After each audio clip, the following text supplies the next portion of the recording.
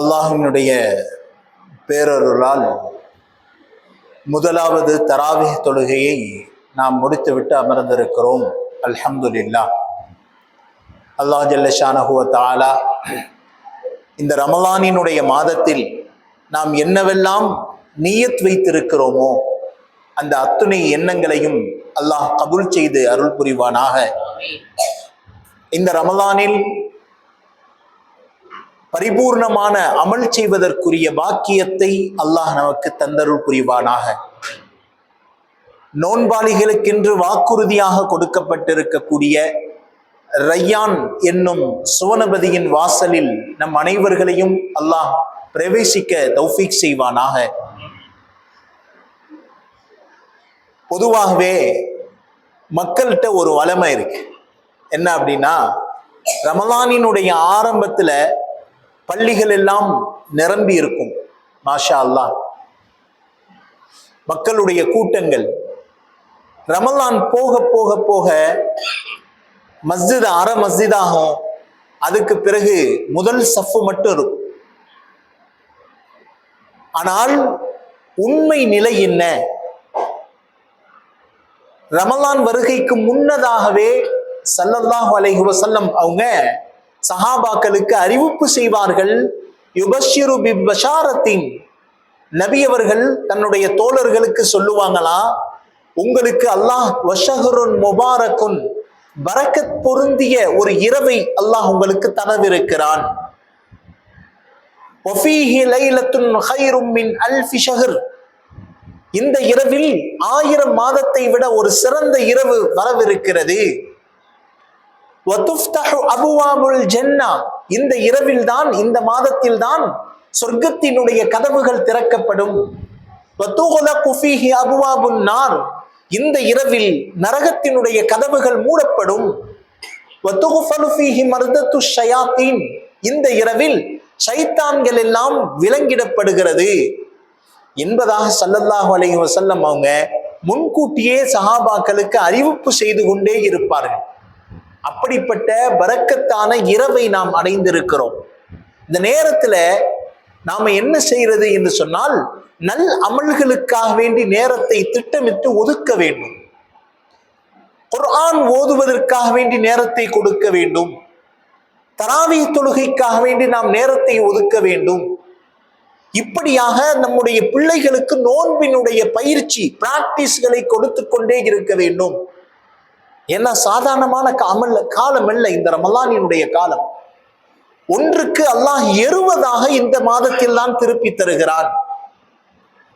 அப்ப தராவீஹ் தொழுவதோடு மட்டும் சென்று விடாம, தராவீஹ் தொழுகைக்கு அடுத்து கொஞ்சம் கொஞ்சமாக இந்த ரமலானில் என்னவெல்லாம் இந்த மஸ்ஜிதில் இடம்பெற போகிறதோ அந்த அத்துணை நிகழ்ச்சிகளிலேயும் நாம் பங்கேற்க வேண்டும். ரமலானினுடைய அமல்களினுடைய விஷயத்தை பற்றி பெருமானாருடைய வரலாறில் எழுதப்பட்டிருக்கிறது. பெருமானார் தன்னுடைய கீழங்கியை இறுக கட்டி கொள்ளுவார்கள். ரமலான் ஆயத்தமாகிவிட்டால் ரசூலுல்லாஹ் தன்னுடைய அமல்களில் அதிகம் ஆர்வத்தோடும் தேட்டத்தோடும் அமல்களில் ஈடுபடுவார்கள்.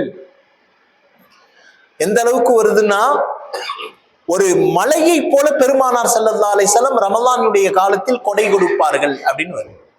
இமாம் அபு ஹனீஃபத் அல் கூஃபி ரஹ்மத்துல்லாஹி அலைஹி ரமலான்ல காலத்துல பகல்ல மாத்திரமே ஒரு குர்ஆனை ஓதி முடிக்கக்கூடியவர்களாக இருந்திருக்கிறார். சுஃபியான் சௌரி ரஹ்மத்துல்லாஹி அலைஹி 3 இரவுகளில் ஒரு குர்ஆனை ரமலானில் மாத்திரம் முடிப்பார்கள். இமாம் புகாரி இஸ்மாயில் பின் முஹம்மத் பின் இஸ்மாயில் ரஹ்மத்துல்லாஹி அலைஹி, புகாரியினுடைய மிக பிரசித்தி பெற்ற இமாம், ரமலானிலே பகலில் ஒரு குர்ஆனையும் இரவில் ஒரு குர்ஆனையும் ஓதி முடிக்கக்கூடியவர்களாக இருந்திருக்கிறார். யோசித்து பார்க்கிறோம், ரமலான் நம்மை அடைந்திருக்கிறது. இந்த ரமலான் எப்படி அல்லாஹ் விருப்பப்படுகிறானோ அப்படிப்பட்ட நிலையில் இந்த ரமலானை நாம் கழிப்பது என்னங்க, நமக்கு அதனுடைய அருமை புரிவதில்லை. மன் தஃபத்தி ஸாகு பிஸ்ஸாக், எப்பொழுது ஒரு மனிதனுக்கு தனக்கு கொடுக்கப்பட்ட பாக்கியம் விளங்கும் தெரியுமா? அவனுடைய அந்த இறுதி நிலை வரும் பொழுதுதான் அல்லாஹ்விடத்தில் கெஞ்சி மன்றாடுவான். வல் தஃபத்தி ஸாகு பிஸ்ஸாக், அனைத்தும் கைமீறி போன பிறகு தன்னுடைய உயிர் கைப்பற்றுவதற்கு கொஞ்ச நேரத்திற்கு முன்னால் அல்லாஹ்விடத்தில் பேசுவானாம், யா ரப்பி யா லைத்தனி, எனக்கு கொஞ்ச நேரம் அவகாசம் கொடு, எனக்கு உலகத்தில் கொடுக்கப்பட்ட அத்தனை விஷயங்களையும் உனக்கு நான் கொடுத்து தானமாக நான் சதக்காக்களை செய்கிறேன். இலா ரப்பிக யௌமைதினில் மஸா ஃபலா ஸத்தக் வலா ஸல்லா.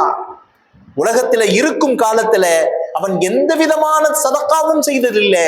அல்லாஹ் தொழுவான் என்று அழைக்கப்பட்டால் மஸ்ஜிதின் பக்கம் வந்து தொழுகவில்லை. இந்த நேரத்தில் அல்லாஹ்விடத்தில் வாய்ப்பு கேட்டால் எந்த பிரயோஜனமும் இல்லை என்று அல்லாஹ் குர்ஆனில் பதிவு செய்கிறார். இப்ப வாய்ப்புகள் இருக்கும் பொழுது பயன்படுத்திக் கொள்ளுவது, குறிப்பாக நம்முடைய இந்த உம்மத்தே முஹம்மதியாவிற்கு அல்லாஹ் நிறைய அருட்கொடைகளை தந்து கொண்டே இருக்கிறான்.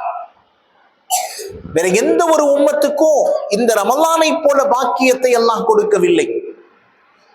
யா அய்யுஹல்லதீன ஆமனூ குத்திப அலைக்குமுஸ் ஸியாமு கமா குத்திப அலல்லதீன்.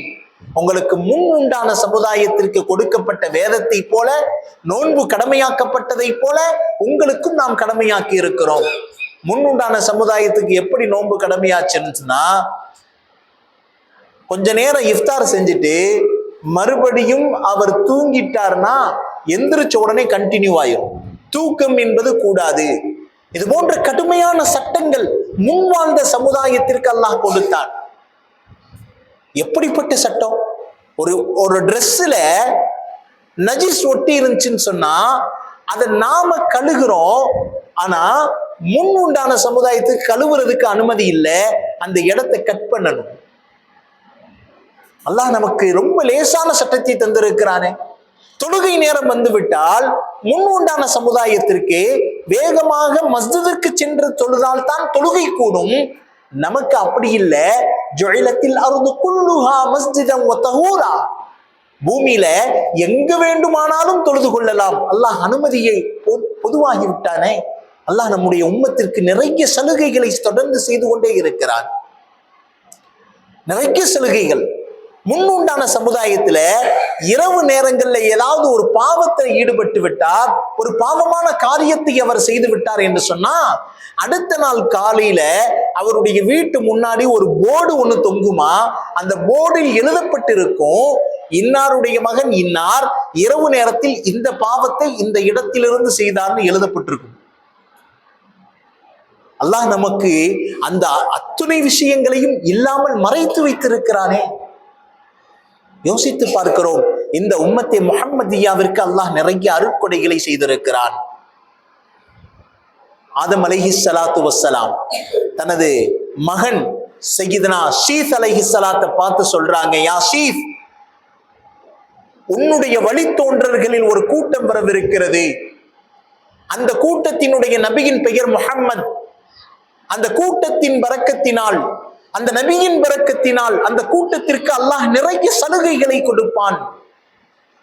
நமக்கும் இல்லாத சலுகை அந்த கூட்டத்திற்கு அல்லாஹ் கொடுப்பான். ஷீஸ் அலைஹிஸ்ஸலாத்திற்கு ஆச்சரியமாய் போச்சு. யா சய்யிதி, எனது தந்தையே, அவங்களுக்கு அப்படி என்ன சலுகை இருக்கும்? ஆதம் அலைஹிஸ்ஸலாத்து வஸ்ஸலாம் தொடர்ந்து சொல்றாங்க, யா ஷீஸ், அல்லாஹ் என்ன சொர்க்கத்துல ரொம்ப கண்ணியமாக வைத்திருந்தான். என்னுடைய மனைவி ஹவ்வாவோடு நான் சந்தோஷமாக சொர்க்கத்தில் வலம் வந்து கொண்டிருந்தேன். சொர்க்கத்தினுடைய நிஅமத்துக்கள், அருட்கொடைகள், கனி வர்க்கங்கள், பழங்கள் அத்துணையும் புசித்து சந்தோஷத்தில் இருந்தேன். ஒரே ஒரு சின்ன கட்டளை அல்லாஹ் சொன்னா, வலா தக்ரபா ஹாதிஹி ஷஜரா, ஆதம் நீ எல்லா இடத்தையும் சாப்பிட்டுக்கோ, குடிச்சுக்கோ, ஆனா இந்த ஒரே ஒரு மரத்துக்கிட்ட மட்டும் போய் பழத்தை சாப்பிட்றாதே. இந்த ஒரு சின்ன கட்டளை தான், பெரிய கட்டளை ஒன்றும் இல்லை. நான் என்ன செய்தேன்? சைத்தானுடைய சூழ்ச்சியால அந்த மரத்தை போய் பழத்தை புடுங்கி சாப்பிட்டுட்டேன். அல்லாஹ்வுடைய இந்த கட்டளைக்கு மாறு செய்தேன். இதனால் அல்லாஹ் என்னை எவ்வளவு வேதனைகளிலும் அல்லாஹ் எவ்வளவு சோதனை செய்தானே. ஆனால் எப்பொழுது ஆதம் அலைஹிஸ்ஸலாத்து வஸ்ஸலாம் அந்த பழத்தை சாப்பிட்டார்களோ, அவர்களுடைய உடைகளில் சொர்க்கத்தினுடைய ஆடைகள் உருகப்பட்டது, நிர்வாணமாக்கப்பட்டார்கள். முதல் விஷயம். இரண்டாவது, சொர்க்கத்திலிருந்து பூமியின் பக்கம் தூக்கி எறியப்பட்டார்கள். மூன்றாவது, தன்னுடைய பிரியத்திற்குரிய மனைவி ஹவ்வாவை பிரித்து விட்டார்கள். ஆதம் அலைஹிஸ்ஸலாம் இதை எல்லாத்தையும் ஷீஸ் அலைஹிஸ்ஸலாத்துல சொல்றாங்க, நான் ஒரு சின்ன கட்டளைக்கு மாறு செய்ததால் அல்லாஹ் என்னை இவ்வளவு தண்டனைகள், பூமியிலிருந்து சொர்க்கத்திலிருந்து தூக்கி எறிந்தான். ஆனால் உன்னுடைய வழித்தோன்றர்களில் முஹம்மதுடைய கூட்டம் ஒரு கூட்டம் வரவிருக்கிறது. அந்த கூட்டம் என்ன செய்வாங்க? தன் வாழ்நாள் முழுக்க அல்லாஹ்விற்கு மாறு செய்து கொண்டிருப்பார்கள். ஆனா அல்லாஹ் அவர்களுடைய உடைகளை எல்லாம் உருகி நிர்வாணப்படுத்த மாட்டான். சந்தோஷமாக இருப்பார்கள். ஒரு சின்ன கட்டளைக்கு நான் மாறு செய்து விட்டேன், என்னுடைய பிரியத்திற்குரிய மனைவி ஹவ்வாவை விட்டு அல்லாஹ் என்னை பிரித்து விட்டான். ஆனா பிற்காலத்தில் முஹம்மதியா வரவிருக்கிறது. அல்லாஹ்வுடைய கட்டளைக்கு முழுக்க முழுக்க மாற்றம் செய்வான். அல்லாஹ் தொழுன்னு சொல்லுவான், மஸ்ஜிதுக்கு வந்து தொழ மாட்டான். மது குடிக்காத என்று சொல்லுவான், இவன் மதுவில் மூழ்கி கொண்டிருப்பான். திருடாதே என்று அல்லாஹ் தடுத்திருப்பான், திருட்டுத்தனம் செய்வான். பொய் பேசாதே என்று சொல்லுவான், ஆனால் அல்லாஹ் தடுத்த பொய்யை மீண்டும் மீண்டும் சொல்லிக் கொண்டு தப்பித்துக் கொண்டிருப்பான். ஆனா அவங்க பிள்ளை குட்டிகளோட சந்தோஷமாகத்தான் இருப்பான். ஆதம் அலைஹிஸ்ஸலாத்து வஸ்ஸலாம் மீண்டும் சொல்லுகிறாங்க, என்னுடைய இந்த தௌபாவை மன்னிப்பதற்காக அல்லாஹ் 300 வருடங்கள் எடுத்துக்கொண்டான். ஆமா, ஆதம் அலைஹிஸ்ஸலாத்தை மன்னிக்கிறதுக்கு அல்லாஹ்வே ஒரு வார்த்தை சொன்னா, ரப்பனா ஸலம்னா அன்ஃபுஸனா வ இல்லம் தக்ஃபிர் லனா. இந்த வார்த்தையை நீ சொல்லு ஆதம். அதான் குர்ஆன்ல அல்லாஹ் சொல்லுவான், ஃபதலக்கா ஆதமு மிர் ரப்பிஹி கலிமாத்தின். சில கலிமாக்களை ஆதமிற்கு அல்லாஹ் சொல்லி கொடுத்தான். என்ன கலிமா? இந்த கலிமா, நான் எனக்கு நானே அநீதம் விளைவித்துக் கொண்டேன். வைல்லம் தஃபில்லனா, நீ என்னை மட்டும் மன்னிக்காவிட்டால் லனகூனன்ன மினல் ஹாசிரீன், நான் நஷ்டவாளியாக ஆகிவிடுவேன். யா அல்லாஹ், இந்த கலிமாவை சொல் என்று அல்லாஹ் சொல்லிக் கொடுக்க ஆதம் அலைஹிஸ்ஸலாம் இந்த கலிமாவை சொல்லுகிறார்கள். 300 வருடங்களுக்கு பிறகு ஆதம் அலைஹிஸ்ஸலாத்தை அல்லாஹ் மன்னித்து விடுகிறான். ஆதம் அலைஹிஸ்ஸலாம் சொல்றாங்க, இந்த சின்ன பாவத்தை மன்னிப்பதற்கு அல்லாஹ் 300 வருடங்களை எடுத்துக்கொண்டான்.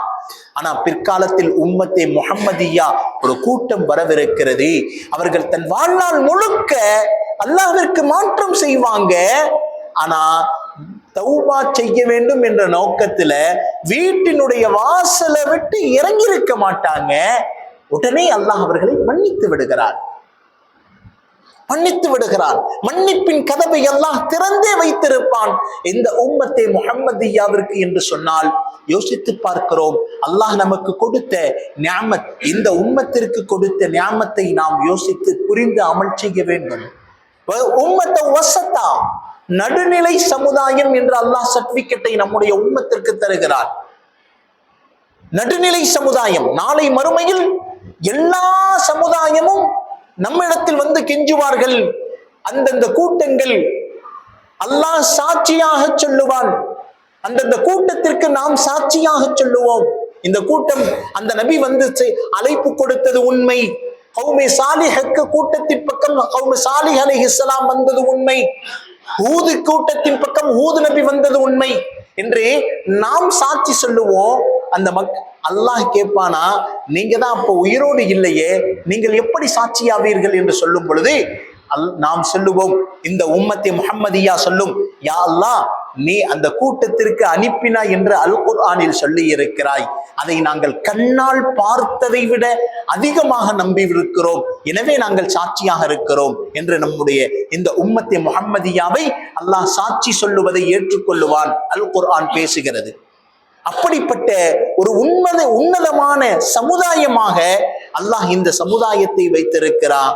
இந்த சமுதாயத்திற்கு கொடுக்கப்பட்டிருக்கக்கூடிய நிறைய அருட்கொடைகளில் ஒன்றுதான் இந்த ரமலானினுடைய மாதம். ரமலானினுடைய மாதத்தை நாம சரிவர பயன்படுத்தும் பொழுது அல்லாஹ் இதற்கென்று என்னென்ன வாக்குறுதிகளை தந்திருக்கிறானோ அத்தனை வாக்குறுதிகளையும் நிறைவேற்றுவதற்கு காத்திருக்கிறார். அதன் அடிப்படையில இன்ஷா அல்லாஹ் தொடர்ந்து இந்த ரமலானிலே நபிமார்களினுடைய வரலாறு தொடர்ந்து இன்ஷா அல்லாஹ் இடம்பெறும். ஒவ்வொரு நபர்களும் அந்த நாள் எதுவும் வராம இருந்துடாம தொடர்ந்து நபிமார்களினுடைய வரலாறு என்ன சொல்லப்படுகிறது. ஆதம் அலைஹிஸ்ஸலாம், அதற்கு அடுத்து ஹஜ்ரத் சய்யிதுனா நூஹ் அலைஹிஸ்ஸலாம், இப்படியாக குர்ஆனில் சொல்லப்பட்டிருக்கக்கூடிய 25 நபிமார்கள். ஆதமினுடைய வருகைக்கு முன்னதாக இந்த பிரபஞ்சம் எப்படி கட்டமைக்கப்பட்டது, மனித சஞ்சாலத்தை அல்லாஹ் பூமியில் அனுப்புவதற்கு முன்னால் என்னென்ன விஷயங்கள் இடம்பெற்றது என்று தொடர்ந்து ஆய்வுக்குட்படுத்தப்பட்ட வரலாறு இன்ஷா அல்லாஹ் நம்முடைய இந்த ரமலானில் நடைபெறும் தொடர்ந்து இருக்கக்கூடிய இந்த 27 நாட்களினுடைய தொடர் பயானில் ஒவ்வொரு நபிமார்களினுடைய வரலாறும் தொடர்ந்து இடம்பெறும். அது ஒரு நபிமாராக இருக்கலாம் அல்லது 2 நபிமார், எத்தனை நபிமார்களாக இருந்தாலும் இடைப்பட்ட ஒன்று விடாத அதனுடைய வரலாறுகள் தொடர்ந்து இடம்பெறும். சென்ற வருடம் அல்லாஹ்வினுடைய கிருபையால் முஹம்மது ஸல்லல்லாஹு அலைஹி வஸல்லம் வரலாறு முழுக்க இடம்பெற்றது போல் இந்த வருடம் தொடர்ந்து நபிமார்களுடைய வரலாறு இடம்பெறும். ஒவ்வொரு நபர்களும் சொல்லப்படக்கூடிய வரலாறை சிந்தனையில் கல்வால் கேட்கும் பொழுது உள்ளத்தில் அல்லாஹ் அதை நிறுத்துகிறார். செவியால கேட்கக்கூடாது, உள்ளத்தோட கேட்கணும். உள்ளத்தில் கேட்கும் பொழுது உலகத்தை அல்லாஹ் எப்படி படைத்திருக்கிறார், இன்று இருக்கக்கூடிய அறிவியலார் என்ன கற்பனை கதைகளை எல்லாம் சொல்லி வைத்திருக்கிறார்கள், அல்லாஹ் உலகத்தை எப்படி படைத்தான், மனிதனை உருவாக்குவதற்குரிய காரணங்கள் என்னென்ன என்று அதற்குரிய தொடர் வரலாறு இன்ஷா அல்லாஹ் இடம்பெறும். குர்ஆனும் ஹதீஸும் நமக்கு கற்றுத்தரக்கூடிய ஆழமான கருத்துக்களை நாம உள்ளத்தால கேட்டு செவியால் கேட்டு அதை தன்னுடைய வாழ்க்கையில் அமல் செய்யக்கூடிய பெரும் நசீபை அல்லாஹ் நம் அனைவருக்கும் தௌஃபீக் செய்வானாக.